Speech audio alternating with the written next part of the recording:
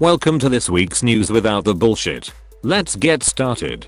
The United States has now been shut down for the fourth week in a row, although the president has promised compensation for unpaid work after the situation has come to a close. This was before Canadian air traffic control workers sent pizza to their US-based counterparts before presumably asking them to chill the fuck out. Speaking of Canada, a Montreal-based university comedy club banned a white guy with dreadlocks for cultural appropriation this week. The group later made the statement, "We will not tolerate any discrimination or harassment within our spaces," which would be great if they weren't commenting on their own discrimination and harassment. The establishment is ironically called the Snowflake Comedy Club.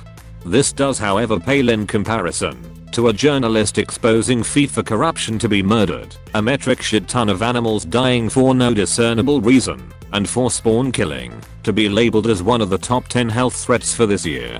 On to more uplifting news. A Buddhist poker player who claims to have used his teachings to win a $600,000 poker tournament promptly gives away the entire sum to charity. The 67-year-old Canadian man claims that this charitable act rationalizes his actions with his faith, but most people would argue that he doesn't need to justify donating over $500,000 to a charitable cause.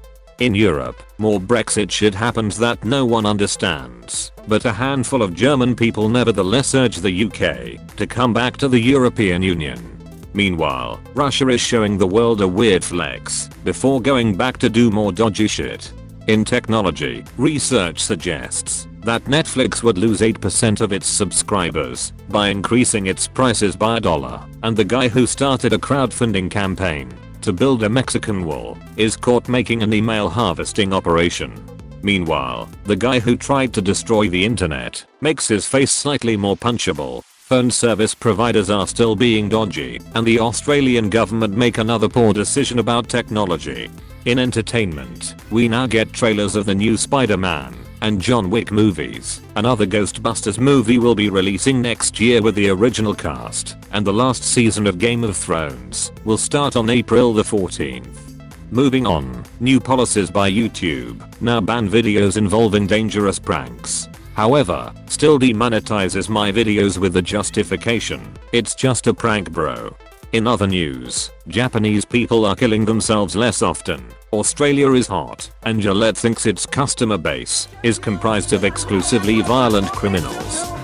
This love has taken